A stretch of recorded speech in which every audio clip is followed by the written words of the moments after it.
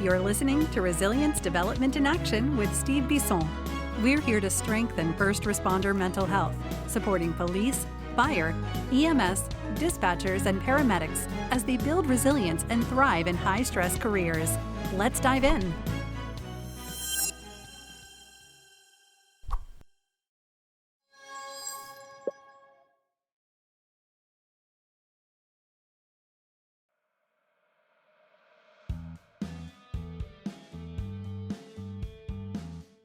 GetFree.ai. You heard me talk about it. I'm going to keep on talking about it because I love it. I've had about a year and a half, 18 months practice with it, and I still enjoy it. And it saves me time and it saves me energy. Free.ai takes your note, makes a what you're talking with a client, just press record. And it does either transcript, it does a subjective and an objective with a letter if needed for your client and for whoever might need it. So for $99 a month, it saves me so much time that it's worthwhile. And if you do it for a whole year, guess what? You get 10% off. More importantly, this is what you got to remember, because you are my audience that listens to Resilience Development in Action. If you do listen to this and you want to use free.ai, put in the code STEVE50 in the promo code area, STEVE50, and you will get $50 off in addition to everything we just talked about. Get freed from writing your notes. Get freed from even writing your transcripts. Use that to your advantage. Free.ai, a great service. Go to getfree.ai and you will get one of the best services that will save you time and money. And I highly encourage you to do so. Well, welcome back to the episode. I'm here with Tony Crescenzo. And for those of you who missed the first part, go back and listen to it, because this episode 230 is really fascinating. We're talking about different things. We left off in the first episode in regards to, we were talking about how we can, this in about a month works. You know, the first thought I had, and this is with all due respect to all my guys who are first responders and military, a month's way too long, Tony. What the hell are you talking about? I got to get better today. What the hell, man? Why am I going to have to wait a month? I know you talked about your sleep and what I got from that too. And please elaborate as you wish. But I think that the other part too is that you don't, you take a pill, you're going to sleep, but you're not going to get to the REM sleep. You're not going to get the restorative sleep. You're not going to get what you want. But getting back to the restorative sleep is not a one-day thing. And I think that a lot of people struggle with that. So maybe you can expand a little more in regards to that. No, it's a great question. And what I meant by, I think the average is 28 to 31 days, is where this becomes what we call trait level, not state level. So if you've ever listened to Brain FM or Endel or Calm, or what's the other one? Headspace. I think Headspace. One of them is just guided meditation. There's no signals in it. Or if you listen to the Expand app, what you'll find is that you'll feel good for a half hour until the exercise is over. And then your brain just snaps back to the way it was. The difference is when you use, and you'd have to dedicate some time to it. It's about a half hour a day. And if you want to sleep at night, you just put on the sleep thing. You can play it on a stereo. You don't even need headphones. Stereo, you just give away your age. That's okay. I don't mind. We're trying to help people here. I'm not selling headphones anyway. I just want to note that because my kids like stereo. What's that? So. Oh, as long as you play it on a speaker, you'd be okay. It sounds like airplane noise. It sounds like white noise. You feel the effects on day one, but they become cumulative, and your brain actually changes. You get what's called, so when you do it on day one, you get a state level change. 30 minutes later, boy, I feel good for a couple of hours. And on day two, boy, I feel good for a couple hours and a few minutes, and so on until somewhere around the 28th to 31st day, we start to see these changes occur and they stick. As I said, I haven't listened to the sleep signals for a year and a half, and I still sleep 50% restorative because my brain has now changed. Now, I'm also testing all the new stuff that we do, and I'm typically in training at least once a day anyway, just because it's the work that we do. But the difference between this and anything else is that after about a month, you're going to find that you don't need it as much. It's not something that you have to live with. Think of it this way. If you want to get fit, and let's say you start with barbell curls. You're going to get some big biceps, but your triceps are going to maybe not be so great, or your chest. So you'll do that, and then you'll move on to chest, and then you move on to something else. And basically, it's really a never-ending process. What I found is you get to the point where you sleep well, and then you're like, well, what else can I do? Well, maybe I'd like to think better. Maybe I'd like my reaction time to be faster. Maybe I'd like to upregulate, to the point that we can downregulate you post-trauma. We can also, we're working with some classified customers on keeping combat troops, keeping troops effective, combat effective on 3 hours of sleep. Wow. And the way we do that is I won't get into the details here, but essentially we work backwards from the problem of two Marine Lance Corporals sitting in a fighting hole, 2 hours on, 2 hours off on watch. The guy who's 2 hours off isn't really getting any good sleep at 2 hours, but we can mimic in your brain what that sleep looks like, which is very low delta, and then increase your ability to be lucid. So if somebody comes sneaking up on your position, you can hear it. So the ability to up and down regulate are two different things. I tested something yesterday. It was kind of funny. We do this with an EEG in our lab, and I was testing some upregulation technology, and I had a hell of a time going to sleep last night. It was like 6 hours later, and I'm thinking to myself, I always fall asleep in like 3 breaths. What's going on? And I had to run downstairs and go look at the results of the exercises that I tested. And I guess good news is they work and they last for a while. Bad news is you got to be careful when you use them. Well, I want to add a couple of things here for the audience to understand why change takes that time. There's two things that are well known in my field, is that it takes at least 21 days for a change. And the important part is at least 21. And I tell people, like, if you don't give it 3 weeks, and that's the bare minimum, you're a really fast learner if it's 3 weeks. It's really rare that people do it within 21. The other very important one is it takes at least 7 repetitions of the same thing in order to really sink into your brain. And that's not me saying that, that's neurology saying that. So I think that what I think it was important not only to add to what you were saying is that those two stats are just like well-known, well-proven. So 28 days isn't that slow. I think it's pretty fast. And, coming to therapy with me, and then they come in for 6 weeks, and sometimes they'll be like, why haven't changed? I said, what type of effort have you made outside that hour? And they're like, and I'm like, exactly. I mean, I go to therapy myself, but it's not like my therapist, like I go, all right, I had my 1 hour, I'm better. I got to think about what my therapist said, put some things in place. Some of it works, some of it doesn't. And when you're dealing with this type of peak neuro stuff and what you're talking about, I think it's fascinating because it's all good stuff that really will bring change. But I just want to really address with my audience that, again, knowing your people, cultural competency. Yes, it takes time, but 28 days isn't that long. So just wanted to throw that out. Well, if you're a first responder or a military veteran, the one thing you know about is discipline, and it takes discipline to do it every day for 30 days. It takes it, and if you want to change, you can, right? And you'll do it without drugs, which is really interesting. One of the experiments we tried is we took a veteran on a ketamine journey. Veterans love. I think one of the clear winners in treating PTSD is psychedelics. It's new, but there are many that either can't or don't want to take a psychedelic. So we reverse engineered the brain waves of a veteran on ketamine and put that into an entrainment package, and it actually works. It takes a couple of tries. You can't do it on the first one, or most people can't, but after 2 or 3 of those, man, you really get the experience. It's interesting. That's perfect. I really like that because I think that that's what we need to learn to do is to adapt. I think we talked about adaptation in the first part. I always think about adaptation as a need in general for life.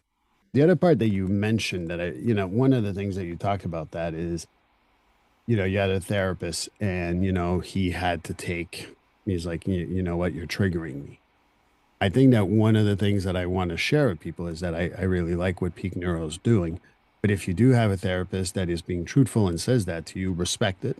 And vice versa. If the therapist is not able to handle it, respect that and tell them that, okay, great, I'll find someone else who's culturally competent or someone else who's like that. Yeah. The reason why I mentioned that is I see too many military personnel who, end up in my couch eventually. And like, you're this 5th guy and you seem to be understanding me more than all the other 4 combined. And I said, well, it's because they may not have had the cultural competency. Maybe you weren't connected to them. Maybe there's something else that was going on, but ultimately being very mindful of that. As you talked a lot about this stuff, maybe it's time to shift a little bit the gears because I want to know a couple of things. You when you serve, I think that when you have a Marine background in particular, as much as I make fun of my Marine guys sometimes, I love my Marine guys. But it really there's just something about leadership philosophy and the work that you got to do with the Marines that sometimes can really fit into a culture of a workplace, or it could really, really, really be bad because you are very much methodical and disciplined, as you mentioned. What, how has that shaped your philosophy as a guy who's gone from venture capitalist to your treatment to what you're doing right now? That's a great question. It's interesting. The Marine Corps is different than all of the other branches of the armed services in many ways, but I'll give you from a leadership standpoint in this way. Right. If you enlist in the Air Force, you may be in the Air Force for 10 years before you receive 1 hour of leadership training. If you enlist in the Army, you will not receive leadership training until you're an NCO. Right. Same thing with the Navy. You could be a chief petty officer and not receive leadership training. Every Marine private who graduates from boot camp and every Marine second lieutenant who graduates from officer candidate school receive exactly the same training, same leadership training. So while every Marine is a rifleman, every Marine is also a leader, and it is an ongoing, daily, everyday exercise in learning how to lead others. Now, the difference, I think, for some people is there's a pretty big gap between, say, NCO leadership and how general officers lead. I have 3 lieutenant generals on my board at Intelligent Waves. Lieutenant General Cameron Holt, he's retired from the United States Air Force. Lieutenant General John Sattler, who is a retired United States Marine and the commanding general of the Second Battle of Fallujah, the largest firefight since Vietnam. Yeah. And his boss, Lieutenant General Tom Metz from the United States Army. He was the chief of staff of all forces in Iraq, and General Metz worked for him. What I can tell you is that, and people ask me this all the time, every important thing I ever learned about leadership in my life, I learned in the Marine Corps. And the entire rest of my career has been a validation exercise. And what that means is it's not really, and pardon my French, but you got first responders on there, it's not really about putting your foot in people's ass. The Marine Corps it has a very elegant leadership philosophy. In fact, if you go to the United States Naval Academy, you are required to write what's called a leader's compass. And it is your personal leadership philosophy. And it's something that I've embraced. My leader's compass is now 300 pages, but I distill it down to 2. And every employee, every customer, every board member, everyone I interact with gets a copy of that for 2 reasons. One, it's kind of a primer on how to work with me. Mm-hmm. What I stand for, what I won't stand for, what I value, and what I would like you to value. And that's how I'm going to hold you accountable. But it's also how you hold me accountable. If I tell you that transparency is important and I'm not transparent with you, then you should be able to hold me accountable. It's kind of funny. I'm about 3/4 of the way through a book on leadership that starts with really the 4 stages. Right? So you start with leadership that's positional.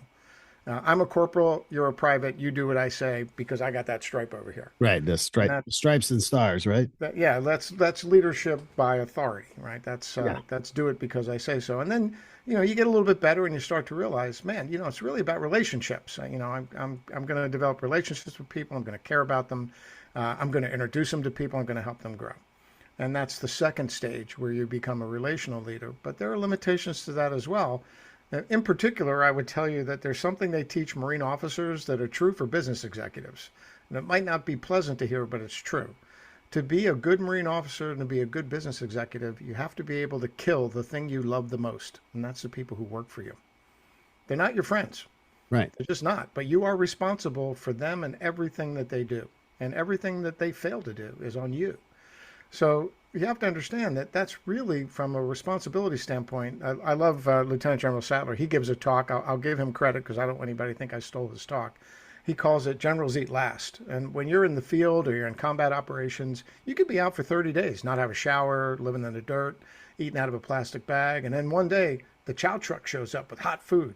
And you know who eats first? Privates. And then corporals, sergeants, then officers, lieutenants, captains. colonels. By the time it gets to the generals, there's usually coffee and cake, and that's about it. But you know what? That's the way it should be because privates fight the war. And so leaders who lead like that tend to be very successful. And leaders who decide that, I think I think it was Napoleon who said the general's reward isn't a bigger tent. It's the privilege of command. It's the trust that people put in you. So you go from relational leadership, where it's all about who you know, to strategic leadership, which is really about growing people and helping them achieve what they want to be. And then I think the fourth level, which a lot of people never get to, is what I call field effect leadership, where you don't even have to be in the room. The fact that you have imbued on an organization mission, vision, values, and culture means that if you're not there, no one needs to ask. What do I fear most is people having to ask, what would Tony do? What would Tony say? I don't want them to ask. I want them to know. And if they can see me coming from 1,000 miles away, it makes it easier for them to operate. Because, the number one reason people leave companies is they don't understand what their boss wants. Setting and managing expectations is one of the most important things a leader can do. And to do it compassionately is difficult, right? We're all under pressure. We're in the middle of a government shutdown. I've got hundreds of employees who are at risk right now. And not just the employees, but their families.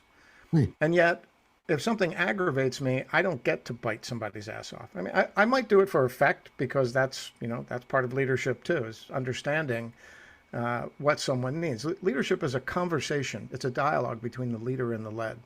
And if you listen, people will tell you what they need. And most often, they don't need you to yell at them. They need you to understand them. They need you to meet them where they are. And they need you to bring them where they need to go. And that, to me, is really the essence of leadership. And the Marine Corps is a lot like that. Yes, I don't know if anyone's watched that show Boots on Netflix. It's gone viral now. There's some crazy stuff in there that doesn't make sense. No one ever lets you have alcohol in Marine Corps boot camp. And drill instructors are not nice to you. They might actually be nice to you like the last day, but for the most part, that's pretty real. But you'll notice in that series that there are times when the drill instructors are very compassionate when they understand what's going on because they've been there. Their job is to make Marines. And one of the things that I learned very early in boot camp and in officer candidate school, I've been a graduate of both, is they're going to beat you until it doesn't affect you anymore. Right. And then they'll leave you alone to go bother somebody else. They want to make sure, and I can tell you, the mission of the drill instructors in officer candidate school, they're all former Paris Island or San Diego drill instructors. They go to officer candidate school because they have one job: weed out anybody that isn't fit to lead them. And that, the Marine Corps, everybody thinks it's a bunch of crazy guys, and it kind of is. But that red stripe on their dress blues? Have you seen that stripe? Yeah. Only officers and NCOs wear that. And what I love about the Marine Corps is that they celebrate failure. That stripe is in memoriam of the Battle of Chapultepec, where I think 50% of the officers and NCOs were killed by a bunch of 15-year-old kids. I mean, they really got their butts kicked. But they're willing to look at themselves, right? They're willing to stop, reflect, and look at what can we do differently, right? In the Marine Corps, a hot wash matters. So the ability to think about what you're doing, to take responsibility for your actions, and to admit that you're making mistakes as a leader. I mean, you're a person. And by the way, everybody knows you made a mistake. You're kind of an asshole if you don't admit it, right? So, and trust me, it took me a long time to get to this place. I started out as, the former Marine sergeant who was just putting my foot in everybody's butt. And that works in a crisis. It doesn't work with highly skilled, intelligent professionals who all want to do what's right and what's good. Well, you bring him a lot of different points. I didn't know all those leadership types, but thank you for sharing that. One of the things that I always emphasize with anyone who is particularly in the first responder world, I remember a good friend of mine said, you don't need stripes and stars to be a leader. And I remind that constantly because people are like, well, my sergeant, my lieutenant. I'm like, wham, wham, wham. I'm not quite that bad, but sometimes if it's someone I really know, I go, wham, wham, wham. What are you doing? Yeah. And I know that people might say that's not a very compassionate statement from a therapist. It's a lot more compassionate than people know. Because I think that what, I tell people that as a therapist, sometimes people say, oh, you're like my friend. I'm like, I'm a paid friend, but yeah, sure. Okay. I'm your friend and I'm friendly with you, but that doesn't mean I'm going to pull a punch for you. Right. And I think that that's where, you talked about the type of leadership, I really admire is the leadership. Also, the one thing that I think you do, and correct me if I'm wrong, don't yes me if you don't believe it. If you believe in what I'm saying, say it.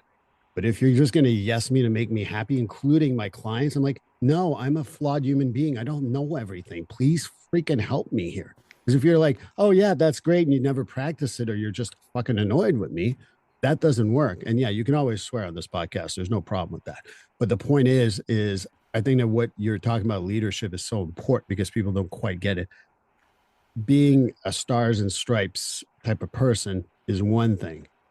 But if you're not able to take feedback from people, that's not the leadership I want to. Exactly.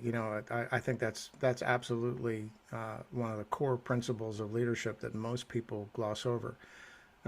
I do a monthly town hall on a Teams call because we're so geographically dispersed. We have people sitting in skiffs all day, and I'll take questions in advance. And the harder the question, honestly, the better it is. And I actually have one individual who challenges me every month. I call him my communist agitator.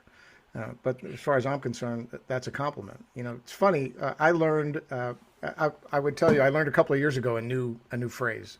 It's called professional CEO. Right? There are founder CEOs, and then there are professional CEOs. And someone gave me the compliment of calling me a professional CEO. But I will tell you that the last thing a professional CEO hears before he gets fired or she gets fired is good news.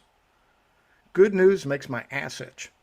Bad news is actionable. Bad news I can deal with. I know what you're saying, though. I know bring me bad news, and I will reward you. And when you do that for people, you'd be surprised.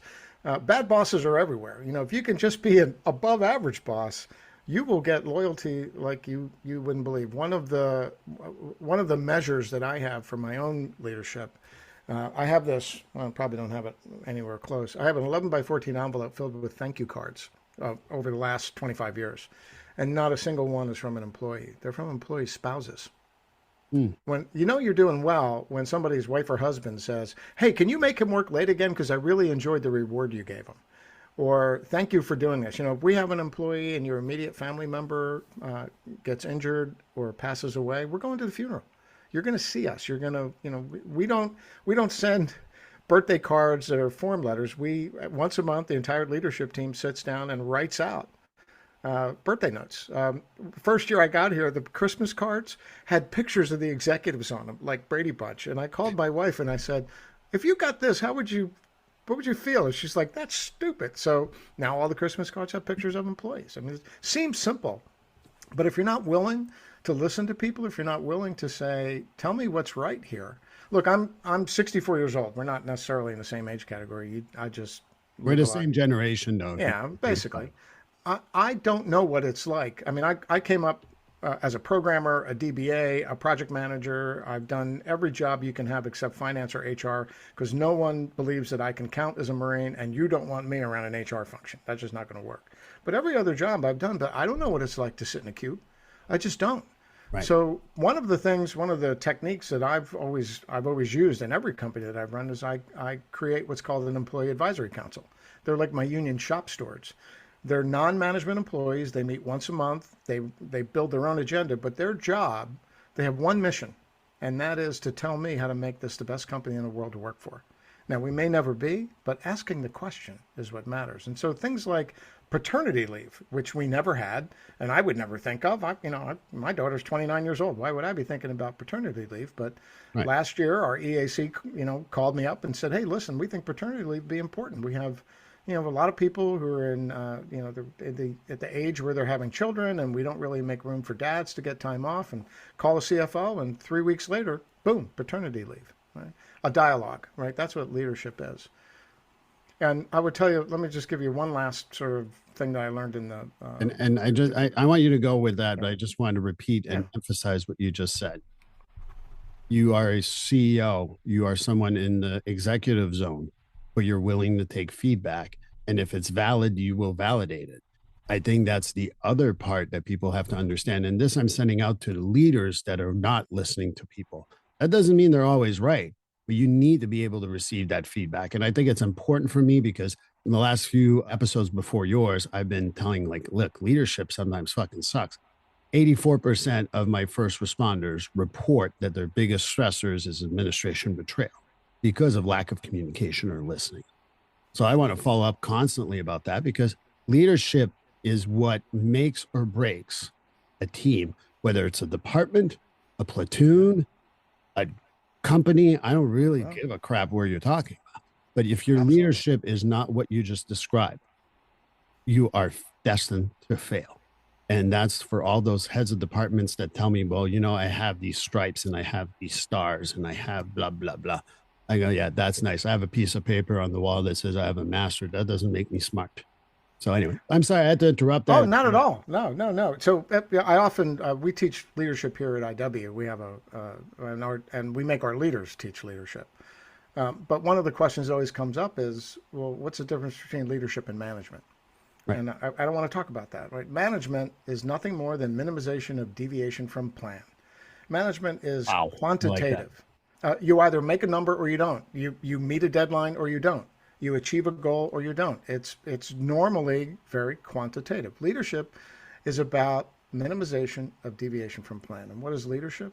Leadership is about getting everyone else so inspired by your plan that they execute it like it's theirs. No one wants to do my plan. No one cares what I think. They want to be part of it. They want to own it. They want to create something. Most people are creative, and they want to be part of something bigger than themselves. Our job is to give them, as leaders, an opportunity to actually become something bigger than themselves, to be a part of something. And that's a little difficult, especially now that we have people geographically dispersed and post-pandemic. People are, all over the place. My executive leadership team, I think if you add it all up, I think we live in 4 different states. Once a month, we absolutely see each other from morning until dinner. But other than that, we have to rely on the various communication modalities, or we'll meet each other at a customer location. But that whole notion of understanding that while management is very important, look, we're a for-profit business. We have to make money. Management is essential to that. But leadership is what makes management meaningful. It's the context in which management works. And I think you can have, it's very important for people to understand that. And I appreciate you saying that. But as we wrap up here, because we're getting close to the hour between the 2 interviews, I would like, I'm going to put it all in the show notes, how to reach, especially for the app. I think it's very important. I'm going to put the Leapfrog link if I can find it for Amazon, because I think that's also very important. Oh, that's Unsealed. Unsealed. Oh, Leapfrog is the show. Unsealed is the show. Unsealed. All right. Well, how about you tell me what else, where do you want people to contact you, be interested in your products, stuff like that? Well, I'll tell you a couple of things. Try the technology. Go to the website, get the link to the App Store. It's absolutely free for 30 days. If you like it, you can purchase different modules. More importantly, I think I mentioned earlier, we have a process now where we can collect information from your EEG and personalize the signals for an individual. And if you would like to be part of a study, when we're always conducting studies around this. We want to make sure that we're doing the best we can for people. You can send an email to studies@peakneuro.com and give us, we'll send you a reply asking for some demographic information. Typically we're looking for as much homogeneity in a study group as we can. So we do studies with military people. We do studies with first responders. If you're a first responder, we'd like to know, are you a fireman? Are you an EMT? Are you a policeman? Because those, we really get down to that level of detail. But if you'd like to participate in that, it can be actually pretty interesting. You get to try some cool stuff. And the side effects are also interesting as well. I would tell you that the difference between having a resilient psyche and having cognitive resilience and what a Tibetan Buddhist monk looks like when they're meditating is very small. Right. I guarantee it. So you'll enjoy the side effects. Well, I'm happy to put in also the studies at peakneuro.com. I will definitely put that in the show notes. But I want to thank you, Tony. Again, this is coming out during, right around Veterans Day. And I hope my veterans who are also first responders are listening, and I hope they reach out. I think this peak neuro stuff is extremely important. And that is, to me, when you talk about psychotherapy versus peak neuro, there's no versus, in my opinion. No, they work together. They Yeah. work together. And if one works better than the other, all for it. And if both of them together works for you, again, all for it. We're not here to discriminate, but I am a big fan of this. And I really want to thank you for your time. By the way, do you know why Veterans Day is November 11th? My dad used to 1918, if I remember correctly. Is that it? Nope. Oh. Well, that's not my definition. The Marine Corps birthday, by the way, it's our 250th But I think the Marine Corps is the day before. That's right. And so we needed Veterans Day so we could all get some sleep because we're out all partying drunk the night before. So it is true that in training you bring the alcohol in. That's what you said that didn't happen, but now you just gave it away. Well, I said we. That's the general we, not necessarily me. And I'll tell you off air a great story about Mount Fuji and one of my Marines. But anyway, I really thank you for your time. I will put all this in the show notes, and I hope you get a lot of feedback from my guys. And thank you so much. Thank you for having me. Have a great day.